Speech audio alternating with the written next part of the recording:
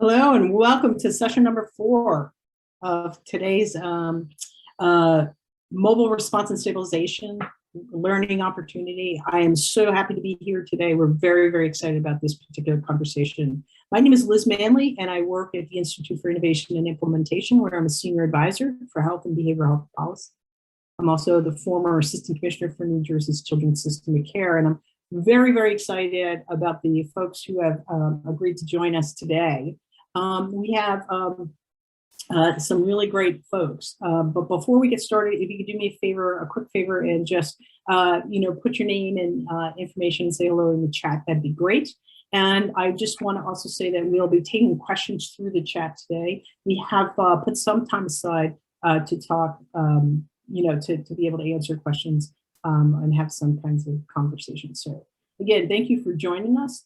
We think that the topic of leadership and transformation is an incredibly important one, and one that we know that states and communities need to recognize how leadership is played out within a system of care. So joining us today, one really terrific person who talks about leadership from a from a bird's eye view, from the systems level, from all over the place. That's Ellen Kagan, assistant professor for Georgetown Center for Child and Human Development. We have Bruce Camerat, for folks who haven't heard him before. Bruce is one of the folks who was really instrumental in mobile response and stabilization, and in particular in the design in wraparound Milwaukee. He's going to have opportunity to tell us all about where things started. And last but not least, always Hazelyn Pilgrim, who is the family support organization from Essex County in New Jersey, and truly a great partner in this work, is joining us today as well. So thank you for joining us. I'm just going to walk through the learning objectives really quickly to let you know that we want to talk about the importance of shared leadership and systems transformation. We're going to talk about the essential elements of systems transformation and identify multiple strategies in shifting culture of the workforce, because we know that is so important to shift culture in the workforce if we really want to transform systems. And this is just some information regarding the TA network, some additional resources for all of you. So without further ado, I'm going to hand over to Ellie Kagan, and I'm so grateful that she's here with us today. Yes, good afternoon, everybody. Good morning to those of you on the West Coast. It's great to have so many different states represented, and I know some of you in the work that we've done. I want to give a huge shout out to Liz for putting the concept of leadership and the importance of your work as leaders in the system building process, and to kind of put a frame on this word and concept of leadership. So as the amazing leaders of Hazelyn and Bruce share their stories, we can actually have sort of a framework for how all of us can be defining leadership in our systems, in our systems work. So MRSS is huge, and everyone is talking about this. And though the 988 piece has just come out and there seems to be a really good buzz, as everyone gets into this work, what we're going to find for sure is that the system is actually potentially going to be resisting a lot of the changes that you're going to be proposing. The easier ones will go quickly, and then you'll hit that resistance. But what's really interesting about leadership is that that is the force and the energy that actually overcomes resistance to change. And today, for my 10 minutes, we're going to be talking about your role as an individual, because the changes that may be required of each of you in actually implementing this work in your states and communities so that it is sustainable and real for people may require different kinds of leadership than you've been providing in the past, and may require you to think about how you need to do more of or less of some things that you've been doing in the past. Peter Senge, who's a real thought leader in the work of leadership, actually said that the changes that's going to happen out there in the world are actually also going to be happening inside of each of us. And I'm sure Bruce and Hazelyn will be talking about how they shifted their own behaviors over time in order to allow the system to react the way it did and to embrace many of the concepts that they led in the course of their experience.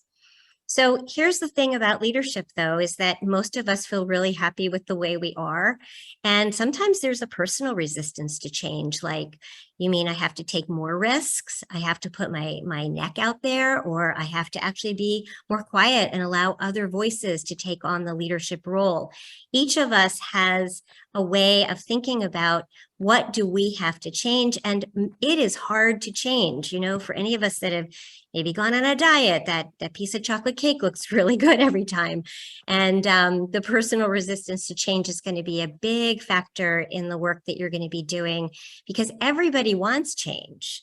But if you ask who wants to change, the answer will most likely be much less. So in this conversation, what each of you needs to be thinking about as you're listening to Bruce and Hazel-Lynn share their stories is, where do I need to grow? Where do I need to develop? What do I need to lean into as a leader? And for most of us, we have our comfort zones. And when we're in that comfort zone, there's little opportunity to grow. We just do our work. We're probably very well received. And then there's that panic zone where we may have to do something that is so outside of our comfort zone. So we don't want to necessarily go there. But the thing I would offer you to think about as you listen is, what is your stretch zone? What do you have to do more of? Public speaking. Go over and talk to people that you've never talked to before, like police departments or hospital emergency rooms, the people that you don't have relationships with. What do you need to stretch into? And what you need to stretch into is the key to success. Because when leaders stretch, amazing, amazing things happen. Now, the word leadership is very misunderstood, and it's often thought of as people at the top.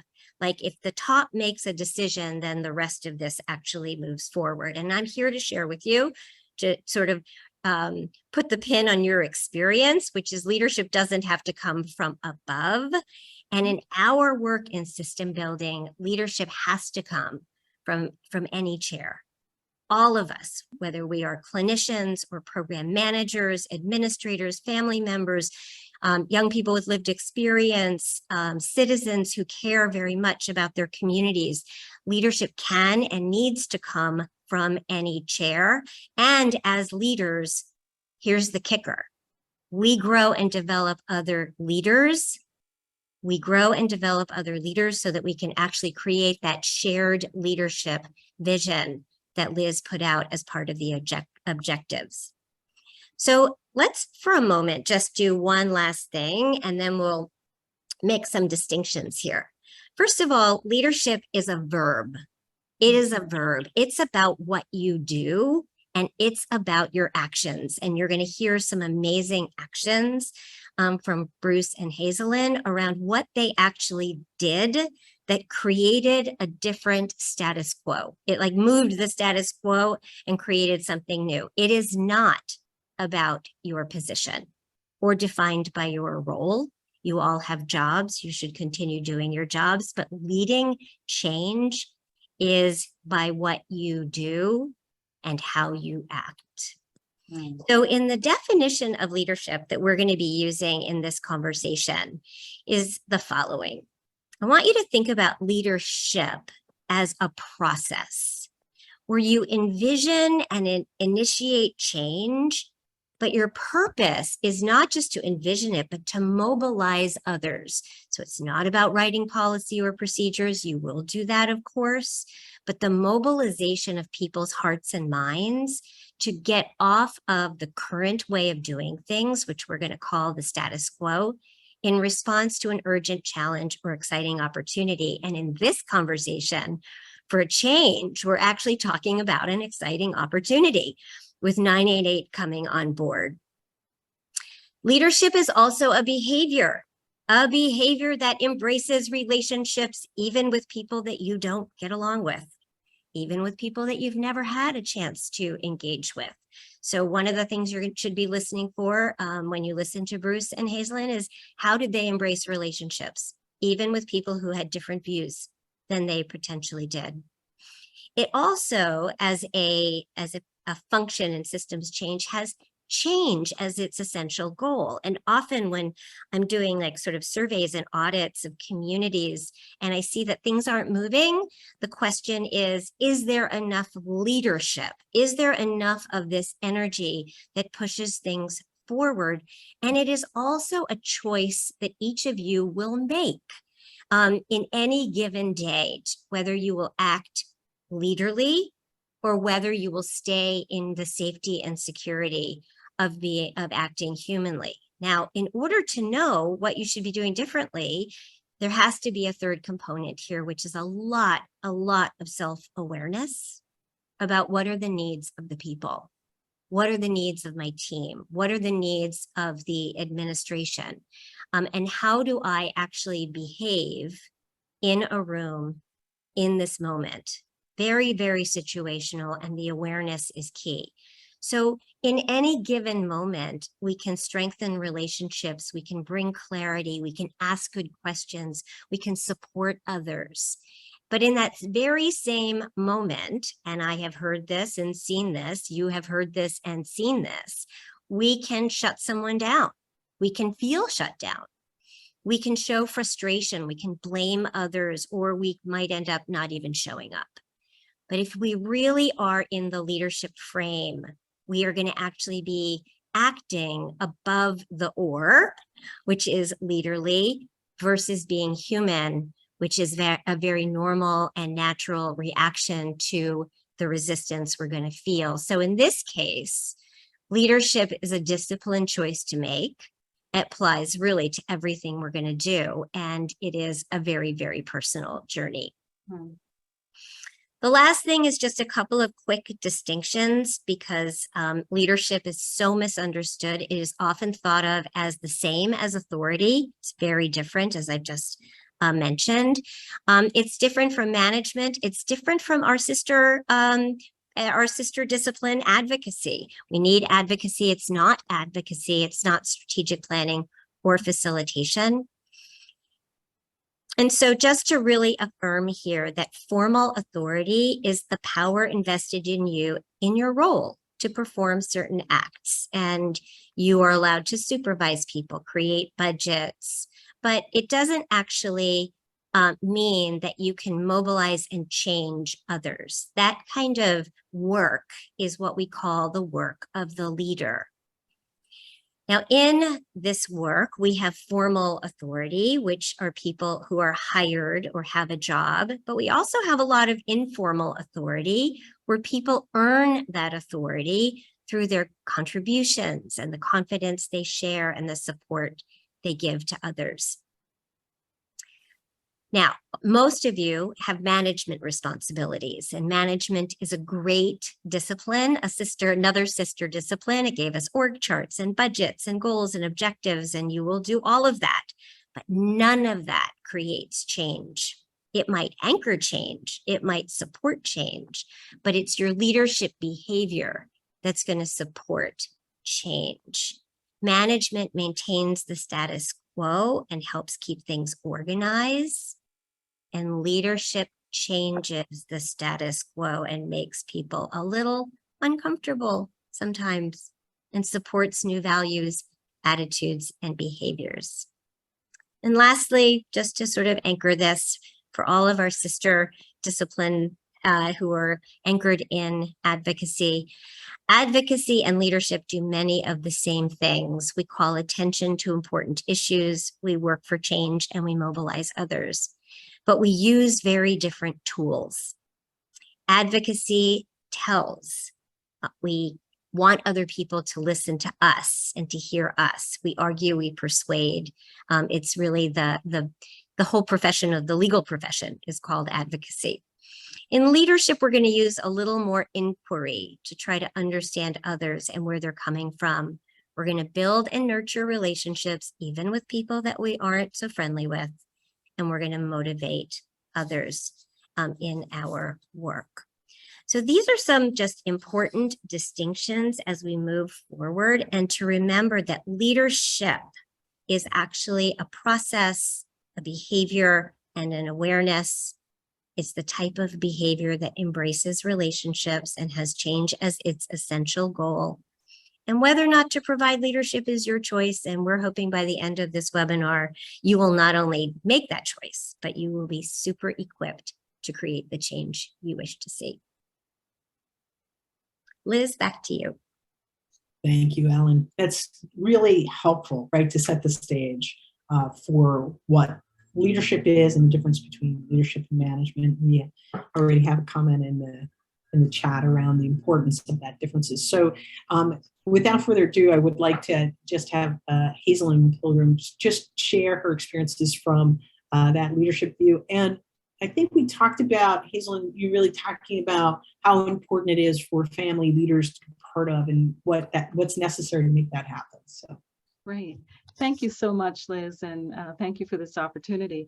I think, Ellen, you really laid a strong foundation for us to talk about parent leadership and what it is and how it can, in fact, create transformation in systems of care for children and families. So parent leadership is grounded in the belief that parents are the most knowledgeable about their families and their children in particular. Who knows better what is going to work or not work? In my journey as a parent, I often felt not heard or understood in dealing with complex systems. And that's even coming to the table with an MSW. So I just say that as a backdrop to illustrate how challenging it can be when you are that parent to navigate some of these systems, which at that time were not as focused on listening to the family voice or really getting to know, what the family thought was necessary or effective. So I think one of my biggest lessons was that if I wanted to be heard, I had to turn down the volume. And yeah, I had to turn down the volume. I couldn't be that, anxious presence in the room. I had to kind of really understand my audience and what it was going to take for me to effectively communicate my experience as a parent, what my family needed, and how I could best be supported. And that didn't come easy. I needed to have models and mentors and people that had gone before me to show me the way. And that's when I really came to appreciate and understand the value of peer support in the work that we do. Now, I came to this journey before there was a children's system of care in New Jersey. So I learned from people in my community. Parents go wherever they can find people like themselves who may have an answer. For me, it was part of my faith community. It was the parent at the school who said, let me tell you about this organization. And this came up, while exchanging handmade sweaters that her child had outgrown. And, just those natural connections and supports that families that are going through challenges make. That is and has been one of the most powerful ways of developing leadership skills in my experience. What I've learned along the way is that parents not only can provide valuable insight based on their lived experience, but given the opportunity to participate in other activities, which are grounded in the shared leadership concepts that Ellen was talking about, where we create a safe space for them to be authentic and express themselves without fear of retribution or criticism, that parents can really, really flourish. And it doesn't matter whether you have an MSW or an LPC or you're just an MOM or a DAD, okay? It doesn't matter, because in that moment, what unifies us is the shared lived experience of having a child or children, in my case, that have unique needs. And so I learned from these models and mentors how to look at issues, how to dissect the issues in terms of where is there opportunity for us to have influence and impact? How do we tell our stories in a way that's well boundaried and impactful? And to whom do we tell our stories? And when do we tell our stories? So those are some of the things that I learned. I also learned that places like schools and houses of worship can be incredibly valuable. Also, although I didn't have this experience, I learned of other parents who had the experience of collaborating with mobile response or even law enforcement, community policing, not in the sense of showing up and taking the kid away, but even just knowing that this child has this particular set of needs and they're known in the community. So if you see them wandering, they're okay, just help them find their way back. And that sort of village, creating that village is was and remains very, very central in terms of helping parents to develop those natural connections and transfer that knowledge and lived experience into leadership positions. And early on, I would say actually pretty early on, about 20 years ago, I became involved even at the municipal level, working with others, other parents, policymakers, on how do we make our community safe for individuals that have these diverse needs and abilities. And these are opportunities that exist all over the country when we begin to put people together who have a shared interest and a shared vision for creating a community that is safe, responsive, and inclusive for all. One of the things I would also like to share is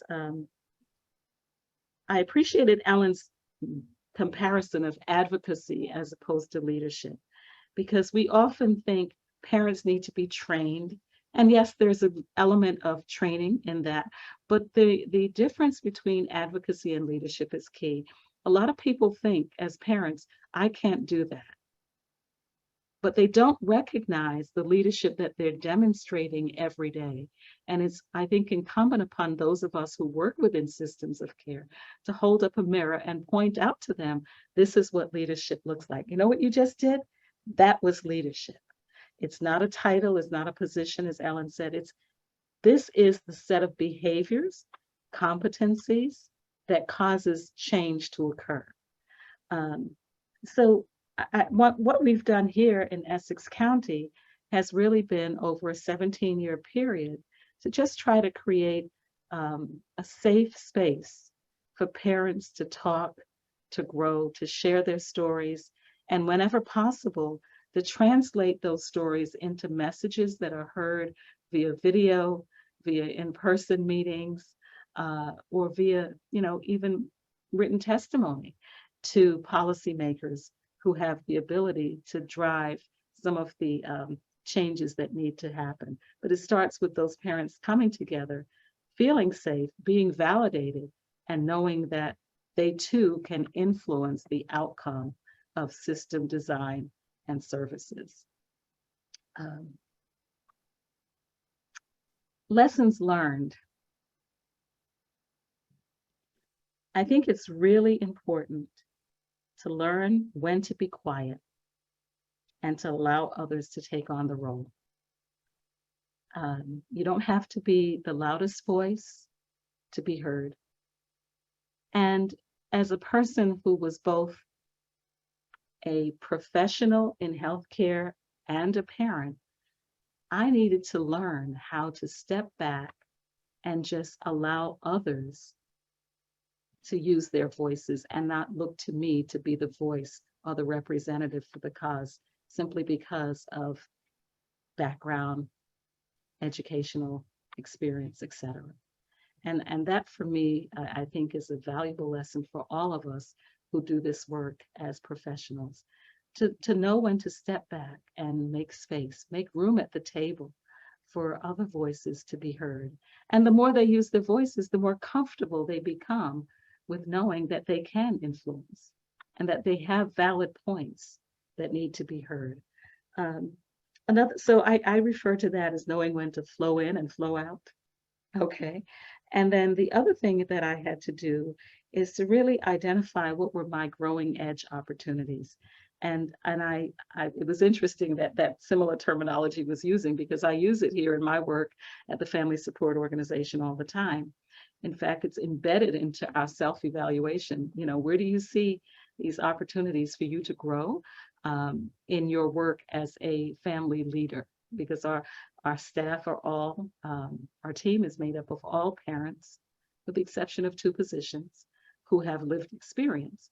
And so each year, that's a question. What do you see as your growing edge opportunity that you want to pursue in the coming year? And for some, it's learning how to be more effective in convincing our partners that this is really what families need. For others, it may be, I want to take on a more significant role in training and coaching. But always, I find the common thread is I want parents to know that they have a voice. And how can we better do that? So some of the things that we've done to facilitate family involvement, parent voice, parent leadership, is to create opportunities for them to simply gather and have community conversations. A couple of months ago, back in May, we held a community conversation in Newark, and it was very enlightening to hear the feedback from families when they talked about not realizing just how much they were doing and accomplishing just by coming together in community. We also talked about things like, you know, where do we need to go next in order to advance this movement of parents involved in systems of care and system transformation? Because we really do think that at the local grassroots level, there's tremendous wealth and knowledge. In addition to the needs, we recognize the needs, but we also know and spend time looking at all the assets that exist at the local level in grassroots organizations, not even organizations, just in communities that can be utilized to address some of the significant needs that we deal with here in Essex County. So that's some of what I wanted to share at this point. Other lessons, you got to have a relentless commitment to collaboration. I like what you said, Ellen, about doing it even when there are people that you don't particularly, you wouldn't necessarily invite them to tea, you know, but the greater vision has to drive you toward a set of behaviors that can lead to change. So a relentless commitment to collaboration, being persistent in demonstrating, not only in your words, but in your actions, of a commitment to unconditional positive regard for stakeholders that may come from different places and different positions, and also demonstrating a high awareness of the needs for people who are in front of us. Because oftentimes it's not so much that people don't want to partner or collaborate. Sometimes it's a matter of different positions and interests, and just understanding what those differences in needs might be can be tremendously powerful in advancing the work. Thank you, Hazelyn. So first of all, I'd invite you to tea. So You what? I would, So yes. so, you know, and I just want to make this quick point, and that is, you know, as someone who's had an opportunity to work directly with you, I think you've only done amazing things to make the system in New Jersey work better for children, youth, families, young adults. So it was always an honor and a privilege to work with you. Ellen, I'm going to give you a couple minutes if you wanted to just pull out some of those leadership skills that Hazelyn has certainly. Oh my gosh, Hazelyn, you are just a treasure to everyone who comes into contact with you. I want to point out one really, really important thing that when a person doesn't feel heard, okay, I don't know if there's a person out there in our field who hasn't at some point felt that. And the normal reaction to not being heard can be bitterness, frustration, anger, snide, like you can like almost get passive aggressive with the people around the table, or even lose your confidence, right? So those are all really human, normal reactions, but your ability to recognize and not go there, but to actually take another path and reflect on that experience and what it is that you needed to do in order to make your presence and your voice heard was so counterintuitive, which was turn the volume down, right? Allow other voices into the room. Know when to hold up and when to fold up and when to, right? It's like you would have to be, if I were sort of observing you as a leader in those moments, Hazel, and it would be, how often do any of us get carried away by our own emotions and forget the role that we're playing in this, big drama of changing the systems for our children, families, and communities? And I just wanted to point that out because as you were speaking, I thought, what a great example of exactly what leadership is in the moment. In the moment. You at the growth edge, the stretch, is to really, really lean into turning that volume down, and playing the role, and being the leader that the room needed. So thank you for that as well. The only other thing I want to say is, I know this is sort of jumping the gun just a little bit, is that you put on the table for us to really pay attention to leaders needing support. Needing support for each other. And I've been so impressed, with the family movement over the years to recognize that early on and how that had to play out. I would like to say that the professional community is way behind in providing that kind of support. So as you're thinking about this in the room listening, it's like, what support are we providing to each other as we go through this, enormous transformation? And let's keep that in the front of our minds as well. Thank you, Ellen. So Bruce, we would love to hear the story of Wraparound Milwaukee. All in 20 minutes. Thank you, Liz. Yeah. Talk fast. Talk fast. A little background for Mobile Crisis and the system of care in Milwaukee we call Wraparound Milwaukee. First of all, we started developing Wraparound Milwaukee 27 years ago. So any of you who say and get any kind of gruff saying this is new, a new concept and it's untested, we go back 27 years. So it's not new by any means.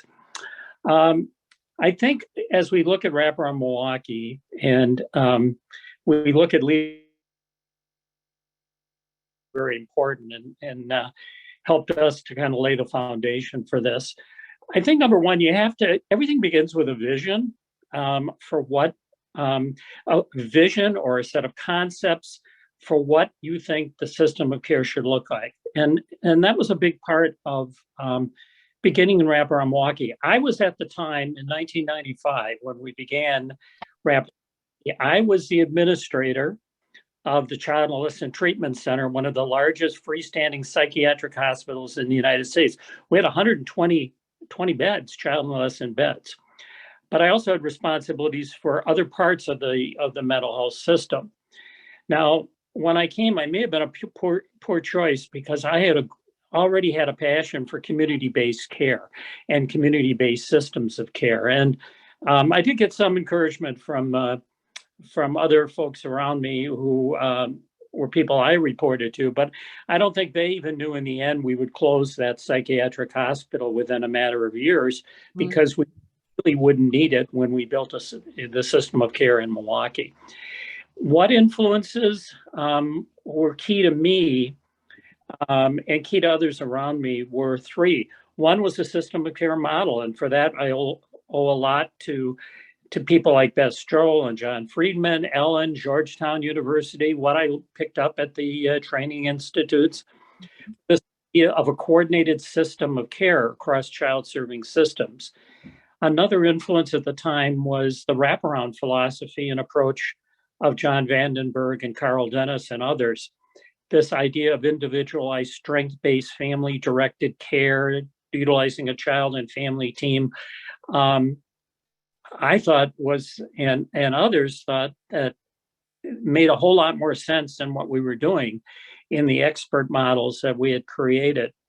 Finally, and this may seem odd, but also in managed care was an influence over me, because in terms of how we might fund and increase flexibility, they were managed care principles that I thought we could all bring together. Now, that all culminated in the end to what we built in Milwaukee, which is Wraparound Milwaukee, which is today a $50 million system of care. It serves 1,300 children and families any given day. So it's a very large model, but it wasn't so when we began. As I talk about this today too, everybody wants a blueprint. What did you do first, second, third? I often say to people, I did 10 things first. You do what you have to do at the moment. You have to kind of roll and you build it. You know, everybody tells me, well, I have to put the whole system together to begin with before I serve a child. And it doesn't really work that way. You really have to build the system as you go along, build the plane as you fly it, so to speak. And we had to do a lot of that in Wraparound Milwaukee.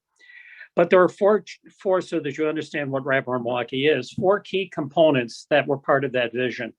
They included care coordination, a care coordinator to facilitate child and family team planning, coordinate care, low number of families served, 1 to 8 along those lines. That was one component. Family and peer supports, active role for families to support other families, building a family network became another component of this model. Then access to a provider network and access to an array of services that ultimately we built 70 different services to get away from this categorical idea that one size can fit all for families. So anything that a family needed, they would get through this model. Again, they were visioning, because if you can't get stuck at that point in time with just how are you going to do it, or you'll never get further than this, because it'll just weigh you down. So I think you've got to get the kind of the vision and the concepting down. And the final piece was mobile crisis. Why mobile crisis? Because if we were going to keep children and families together, families don't always have emergencies 9 to 5. So we had to have that 24/7 model. So all of these things really came together with Wraparound Milwaukee. Were there naysayers? Were there people that didn't quite go along with my vision and other visions, people that had this vision? That probably was true. But one of the things that's crucial that Ellen mentioned is relationships. And this is relationships with your own staff, with your managers, and with system players throughout. If you don't have and really work on these relationships, it makes it very difficult to build models like this. So having a relationship with the state Medicaid director and really building that relationship with the state mental health director at that time, Eleanor McLean, with the head of child welfare, the head of juvenile justice. These were all key things to do. And we also, to facilitate, I mentioned all of these individuals like Carl Dennis and John Vandenberg and the people who really understood wraparound. Bringing those folks in to meet with your staff, to meet with others, went a long way to really selling more people on the vision for this model. Now, besides relationships, and I know I'm talking quickly here, and a vision, is you also have to have urgency and opportunity. And by urgency, I mean there needs to be a a problem in your community that needs immediate fixing. So in the case of Wraparound Milwaukee, what we had was a state Medicaid folks who were very concerned with the increasing number in the mid-90s of psychiatric hospital beds for children and adolescents. They wanted to see that reduced. They thought there were too many kids coming in through emergency rooms and getting in hospitals. So there was a sense of urgency because they wanted a plan from somebody as to what to do with that. Then we had in Milwaukee County, because we're a county operated system, the county executive and county board, which were hugely irritated with the child welfare director and the behavior and the mental health and the juvenile justice administrator, because we had so many kids in out of home residential treatment placements. And from the county perspective, the problem was with almost 400 children in residential at the time, it was costing the county tax levy money because there was insufficient federal and state monies to pay for care.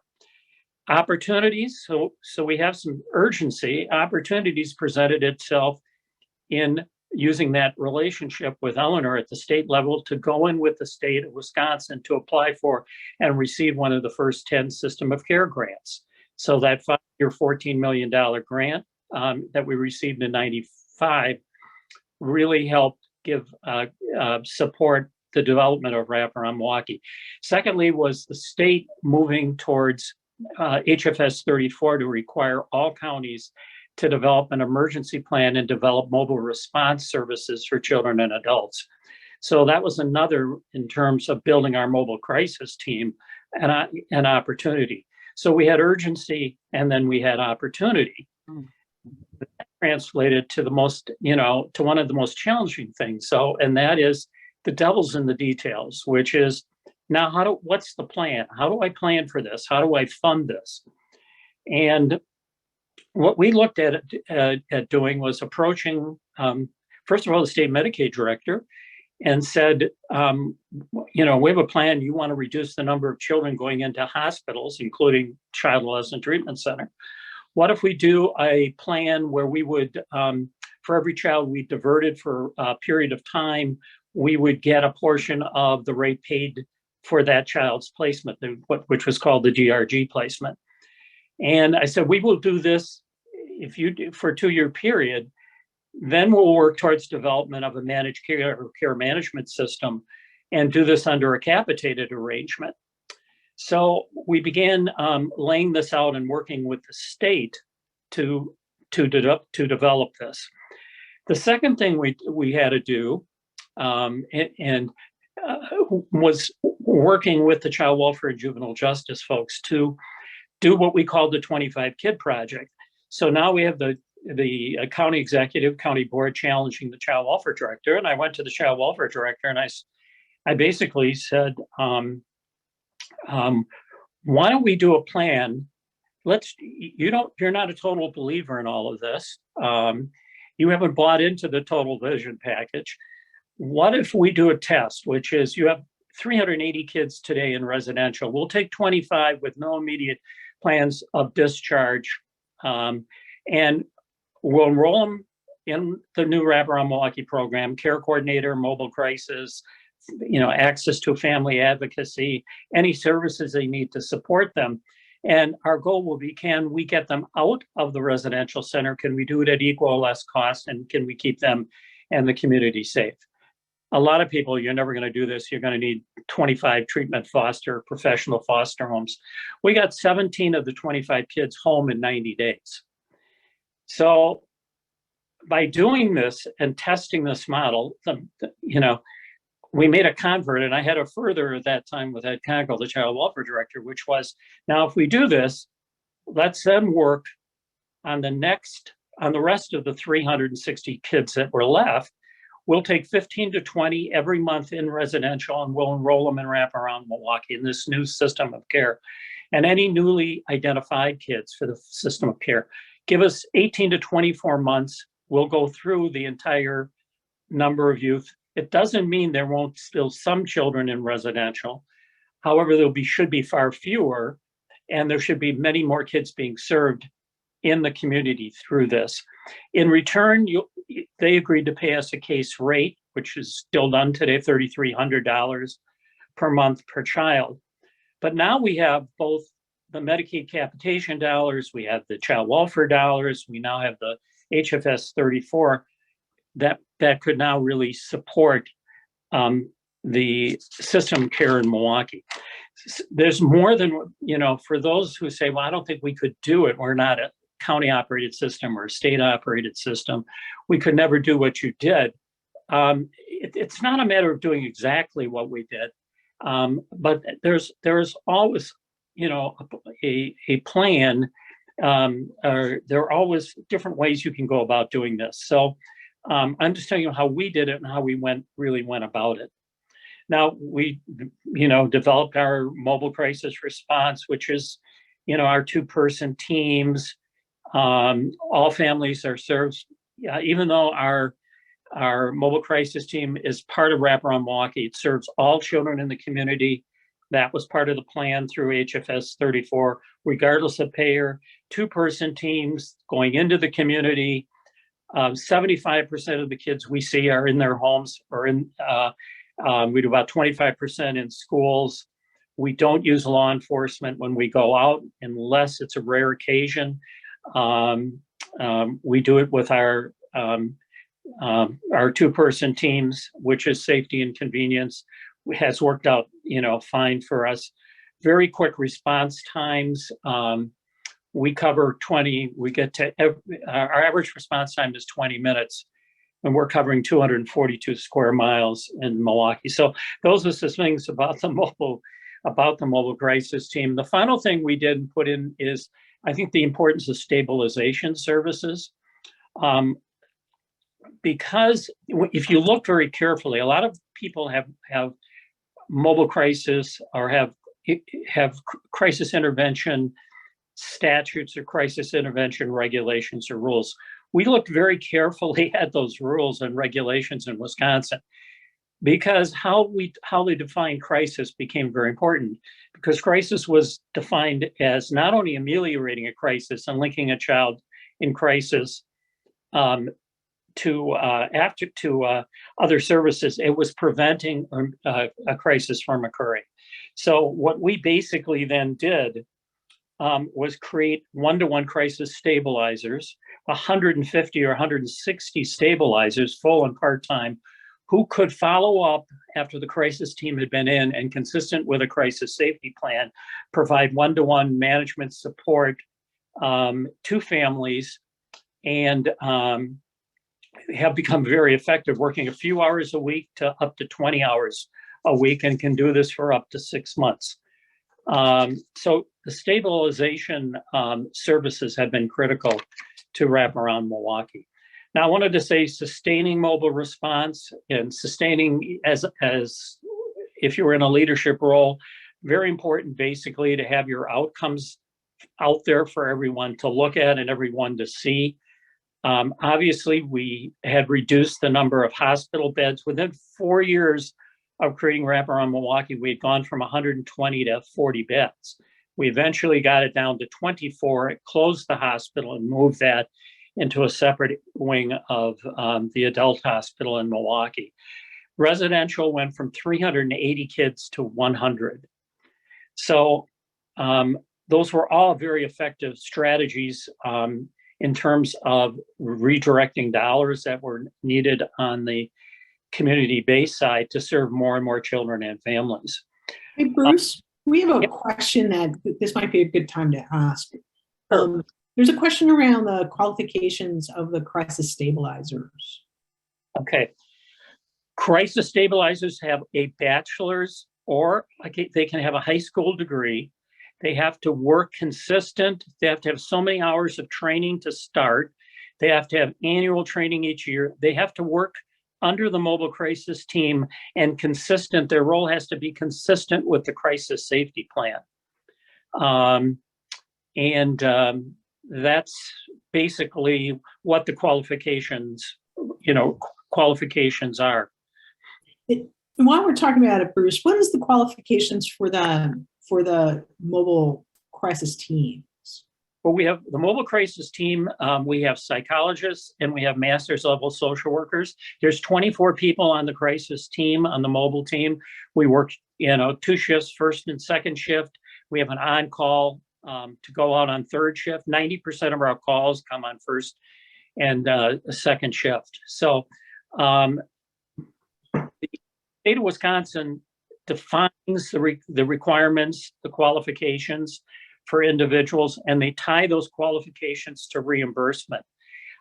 Maybe oddly or ironically, while lower in overall reimbursement, percentage-wise, the stabilizers get the highest degree of reimbursement. So there's an advantage. We're covering almost 85 to 90% of the costs of the crisis stabilizers, where we only cover about 55 to 60% really of the master's level social workers and the psychologists. So there's some incentive to doing the mobile and doing the crisis stabilizers, but they've been really highly effective. One last question, I'm going to let you get back on track, and I'm going to give you more time, so you can take a breath. What's the size of the population and the geographic area of Milwaukee for folks? Milwaukee County is 1 million people. It's about the city of Milwaukee is 51% minority, so we're mainly African American, about 10% Latino. So it's a blended, it's multicultural population. 242 square miles we're covering in Milwaukee County. Okay. Thank you. I'm going to let you get back to your discussion. There's a few more questions, but we'll deal with them in a little bit. Okay. I mentioned sustaining. We do we have a very good quality assurance. That's always been a big piece, to make sure you publish your results. And, we published our clinical results. So overall, we have better clinical outcomes. We use the CBCL and the YA Youth Self-Report, but improved school attendance for children, reduced recidivism rates in the juvenile justice, improved child permanency. I think one of the ironic things is that what we learned is when I talked to the chief judge initially about clinical results, he said, "That's fine, Bruce, but I care about 2 things. Are these kids going to school, and are they staying out of trouble?" So we made sure that we included that and made that part of our time of what we published. I also want to talk, because another key thing is the political side of Wraparound Milwaukee and how you sell that. And one of the big things that people will ask me, well, you closed beds, you closed hospital beds, you closed residential. How did you get the support of residential treatment providers and hospital providers? Well, I can't say we initially had the support. And I laugh when we first went there to visit them with the child welfare director. Child welfare at the time said, we better back into the parking space in case we have to get out of here real quickly. But over time, really what we did was we presented them with a chance to reinvent themselves and their facilities. And we said to them, in exchange for brick and mortar, you're going to have a chance to go way beyond in terms of building community services. We need care coordinators. We're going to need crisis stabilizers. We're going to need mentors, tutors. We're going to need in-home services. You can bid on these services. You can provide these services. So a number of these, really very few residential providers in the end didn't go along with. They said they weren't going to do it, but as soon as I got back to my office, the phone was ringing with, "We're ready to go. We're going to start developing these services." So the political sell was to give them an out, to give them an alternative, and to really make them part of the vision, part of the system in Milwaukee, and to be part of it rather than apart from it, and that seemed to work well.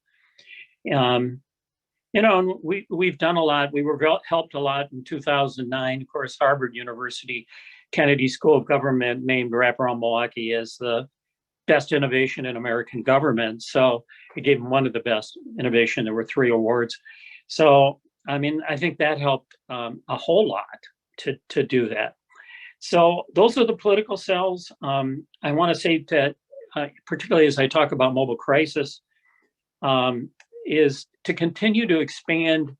Is you have to continue, and this goes for Wraparound Milwaukee too. You have to continue to expand and figure out ways you can keep expanding your and doing new things with your system of care or with your mobile crisis team.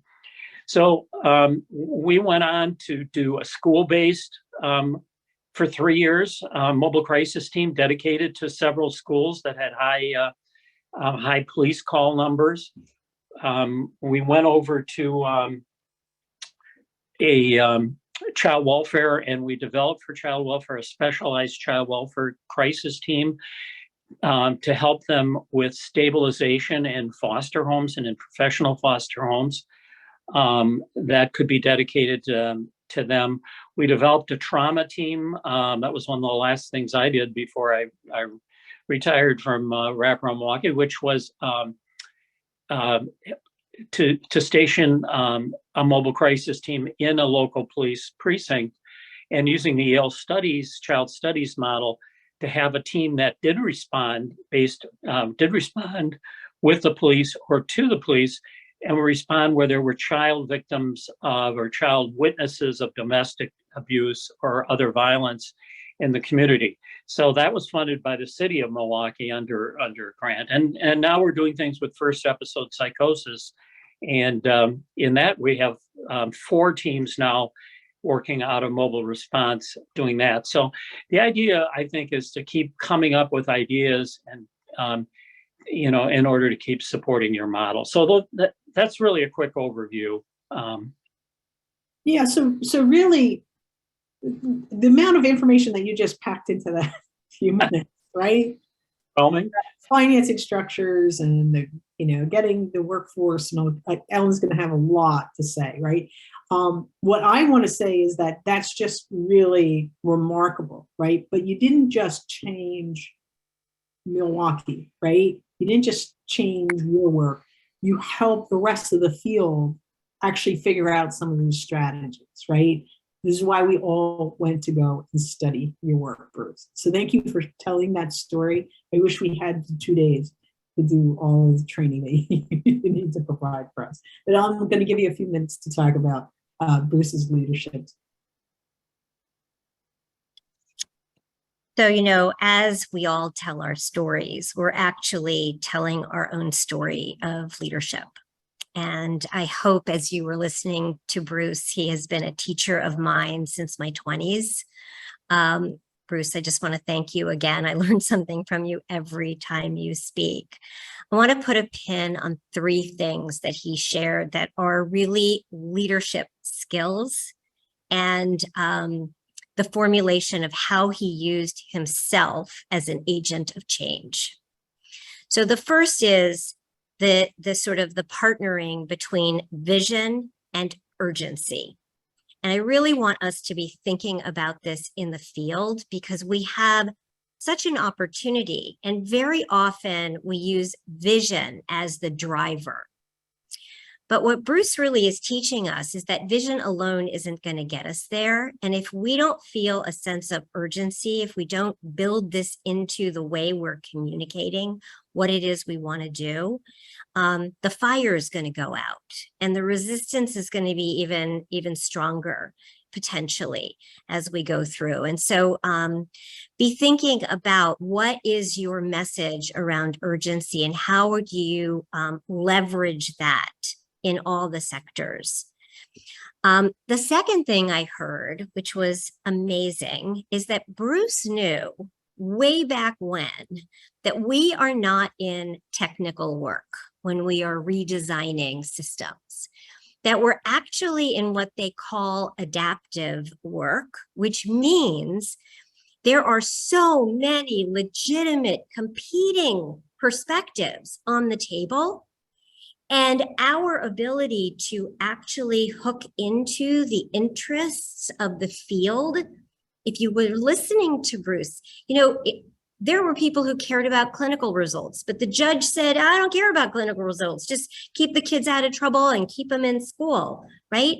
But then he had hospitals and residential centers, and he was using outcomes that spoke to every different sector. And he wasn't a one-note Nelly, right, as they say.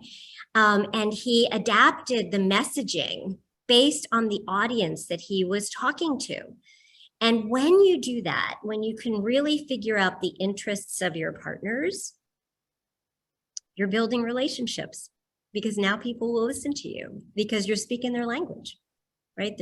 And Bruce, you do that as like a master. It just sort of rolls out. You probably don't even know at this point you're even doing it. And I'm imagining that you can even code switch, on a dime based on who's in front of you, because you know so much. You've spent so much time really cultivating the relationships of the various different sectors that are part of this enormous system building enterprise we're a part of. And then the last thing that I heard which was a foundational leadership skill, is called maintaining disciplined attention. Some people call it perseverance or determination. Sometimes I call it grit. All right, we've got to dig super deep. And I'm sure there were. I'd love to hear you tell some of the stories where you went home and said, I'm done. I'm not doing this anymore. But you came back and really, really being laser focused on what the future could be. And I fear, when I look around, do each of us have that level of disciplined attention and focus to really stay with the content? And that's something I would offer everyone to be thinking about is, am I really in this for the long haul? Because this is not a short-term turnaround, even though we have some opportunities that might be low-hanging fruit and get that short-term win going. But to really transform the system, Bruce, as you've taught us, you've got to be in it, for more than just the short term. And so thank you for sharing all of that. Thank you. So it's so amazing that Bruce just did all of these things and where it fits in that leadership. The two, I think, important things I wanted to just focus some attention on and see if Hazelyn had some thoughts about it around, the role of parents and caregivers, but also the role of young people themselves in some of the transformation, as Bruce talked about it. He did talk about, the engagement of parents. And so Hazelyn, I'm just wondering what your thoughts are about Bruce's story.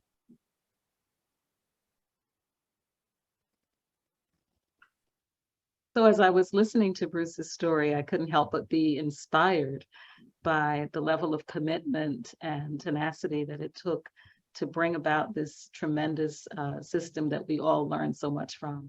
I know when I came into this work, one of my very first weeks was spending time with folks from wraparound Milwaukee. And that certainly gave me a perspective that was radically different from the medical model that I grew up in.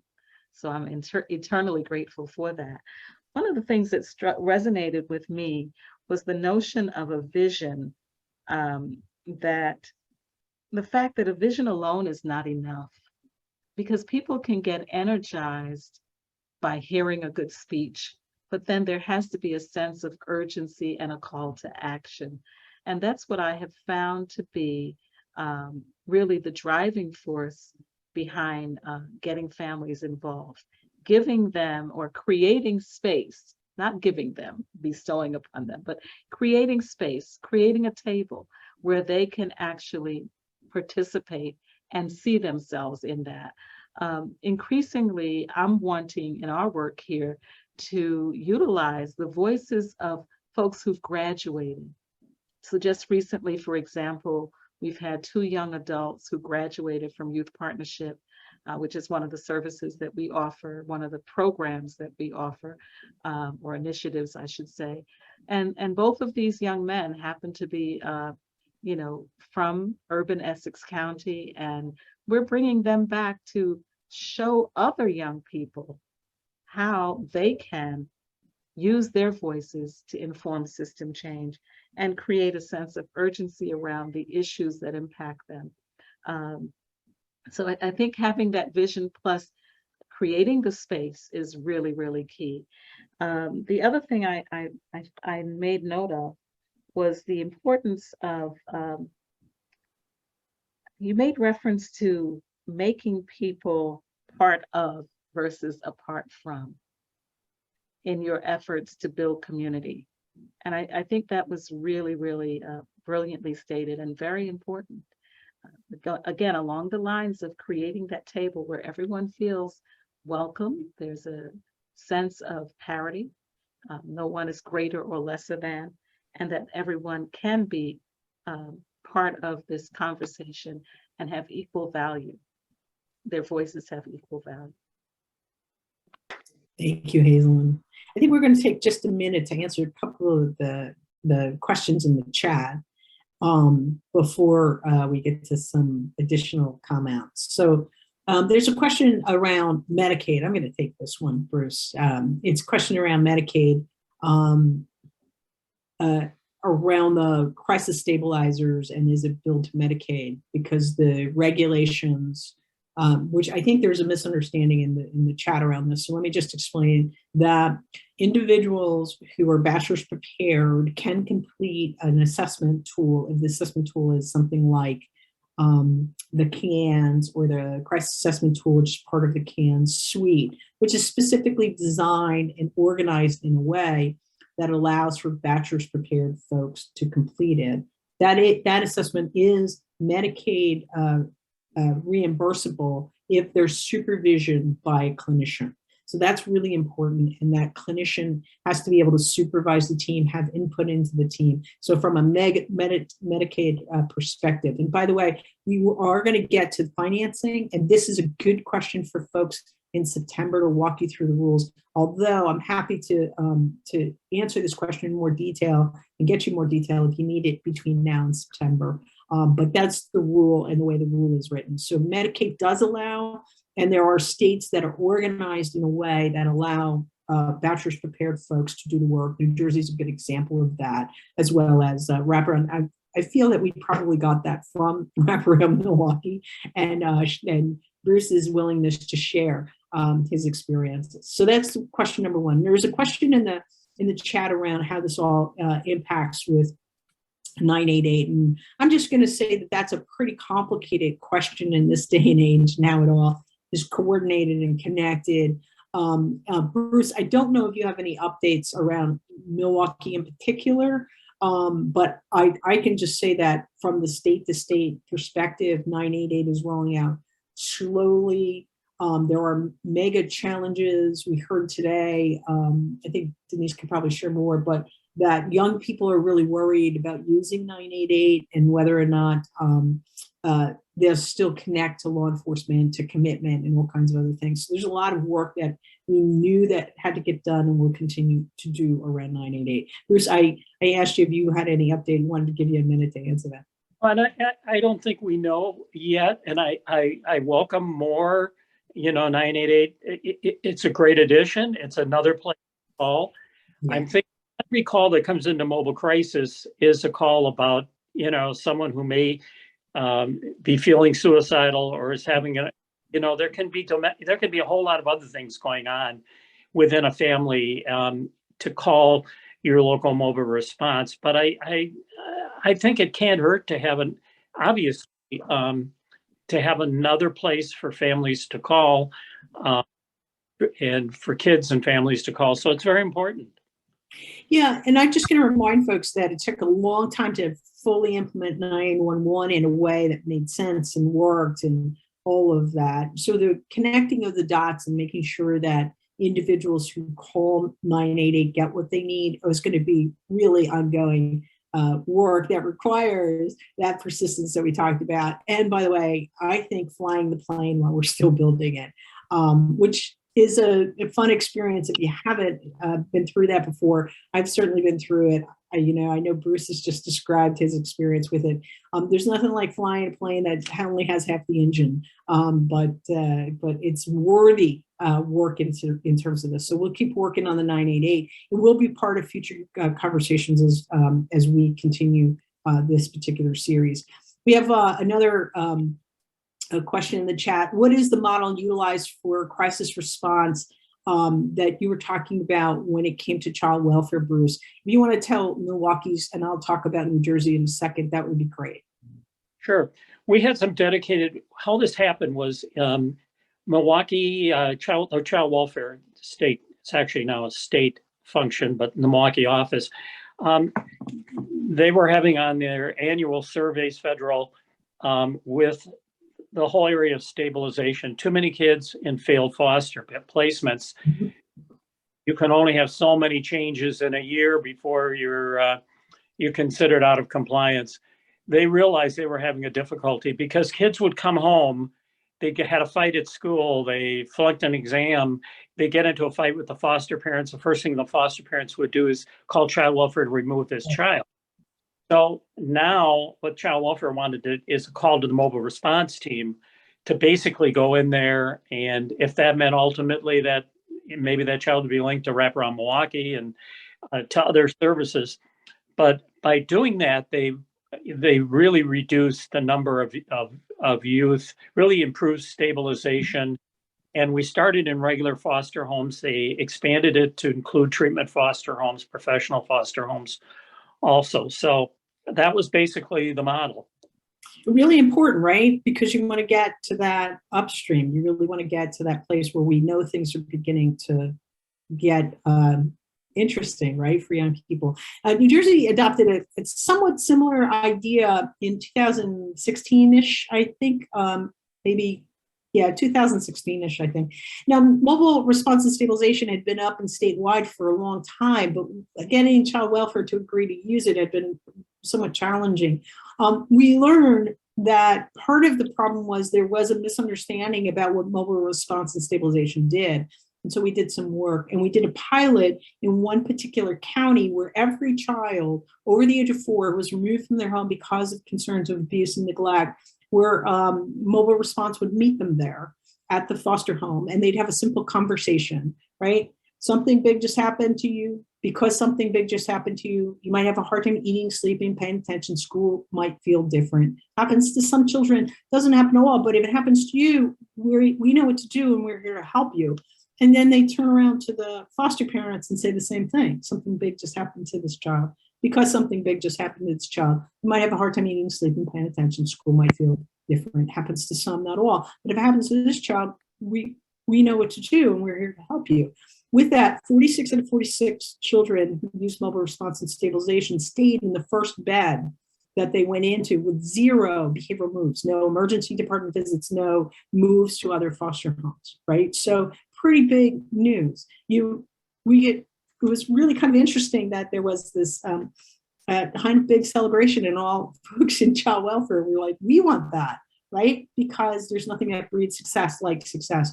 It is now statewide policy in New Jersey, and you can see in the data that work has contributed to the reduction of residential interventions over time. It's not the only thing that occurred, but it certainly has, and has allowed the child welfare system really to improve their practices. So, it took some real working together and getting people to work together and to understand things. A couple of really important things about that, by the way. One is that we also got to see that some children were already experiencing some challenges that if we had waited, right, to get these services and supports in place, it would have been more problematic. So about 40% of those children required stabilization, and another 40% required intensive care coordination right off the bat.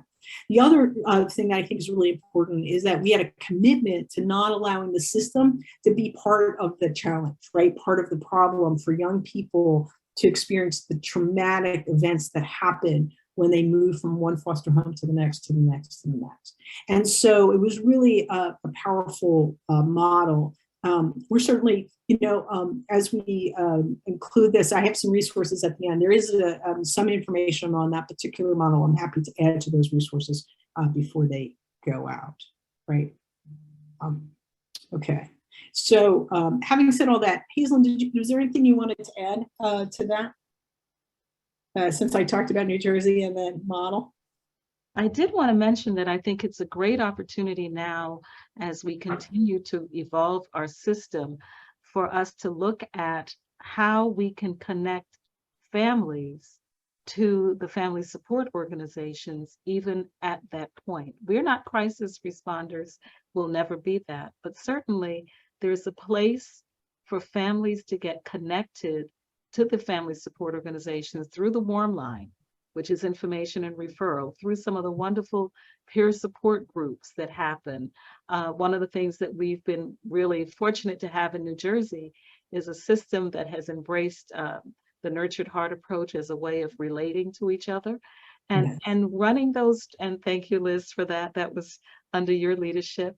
So each family support organization now has trainers who've been trained in this particular modality of communication and transforming our relationships, and can offer that to families in English and Spanish and other languages. And these are some of the tools that are complementary to the work of the stabilization programs. And so I think, our next generation of work here in our particular agency will be connecting to those families before they have the need to escalate to the higher levels of care. And just one quick story about some of the work that we've been doing specifically with parents who are considering out-of-home placement or actually on the waiting list. We've actually had some success with parents who took the time to learn the nurtured heart approach, working one-on-one with a family partner or by attending the support groups, and then saying, you know what, I think we can manage this situation at home without this youth being having to go into a residential. And I just think that's phenomenal when we can see that kind of impact as a result of connecting families early on. Yes, right. That was part of the goal of really finding an approach that we could use across full systems so people could actually communicate well, be able to support that is easily translatable for families and for communities. So it's pretty helpful. We'll add some additional resources around Nurtured Heart since we talked about it today. And some folks who are on the call are probably familiar with it, but maybe have specific questions. Another question that came up in the chat, Danielle, I think you asked about questions about the contact information. We'll be happy to make sure that that's included too, so that folks can reach out. And there is a question about examples of job postings. Yeah, we can see what we can do to help get some ideas, and certainly we want to use system-friendly language, right, in those job postings, so we can see what we can do for you around that as well. So, all right, we're getting ready to run out of time. So before we do that, I wanted to give each of our partners today a couple minutes to share any additional thoughts. So I'm going to start with Bruce, since you had the biggest story, and I'm just curious what you're thinking. Well, the first thing I want to say, I've been talking a lot about, things that it sounds like, well, I did this and I did that. And as Ellen said, there are leaders, there are a lot of leaders in your organization. And I just had a response because of where I was. I felt I had a responsibility to do the right thing in our community for kids and families. I had the opportunity to do it. I don't like the status quo. I didn't like the status quo. I certainly had the knowledge, that I could get from, and others got through the training institutes, attending those, Ellen. I learned, you learn a lot. And I think I said to somebody, I never thought we couldn't do it. You never as a leader think you know, you're not going to be, you know, you feel confident you can do it. So I don't know. I mean, those are just, you know, a few thoughts, but thank you, Ellen. I always learn what from you, what I've been doing. And I just want to say, Bruce, because you did it, other people believe that it could be done, right? So it's a really powerful experience to be able to say, hey, somebody already do it. Can we take those principles and can we do that here? So I'm grateful for all that you have done, for sure. Hazel, I'm going to give you a minute and then we'll wrap up with Ellen. Okay. Well, this has been a tremendous learning experience for me and for all of us, I'm sure. I think if I had any parting words, it would be that the role of parents in the formation of policy and system transformation the importance of that cannot be understated. And that indeed all great movements that involve change have involved the people that are most significantly affected. And so I just am so blessed and grateful to be on this panel with you and with the audience. Let's just keep doing what we've been doing and keep moving forward with persistence and courage and bravery. And I'm sure that it'll be a brighter day for children and families. Thank you, Hazel, and thank you for all that you do. I, for one, am appreciative. All right, Ellen. How do you top that? It's like listening to the two of you. It's like being a witness to history, and being in this field for a long time means you get to look back and say, we've come far actually from where we were many years ago. The two of you, Hazelyn and Bruce, I think a couple of things I want to just part with. First of all, both of you exhibit what I would call a real sense of purpose in your life that goes beyond a job, that you see yourself as an agent of change in your personal presence, in the way you engage, and how others feel drawn to you because of what you do and who you are. This whole idea of urgency, Hazelyn, I was really also thinking about the role of the family movement and families in communities to keep up that sense of urgency and that important role that's played. And, a shout out to the University of Maryland and NASHBID for putting these webinars out that keep a sense of urgency for all of us in this room, that we have a moment in history to make history, so that, 10 years from now, someone in this room is sitting where Bruce is sitting and telling the story about how they started with nothing and really used urgency and vision to move things forward. I loved the conversation about making connections. And there's a real principle, a leadership principle that says we should really connect rather than just create anew. So as you're looking out into your communities, there are people that share your perspective who are already doing things in this domain.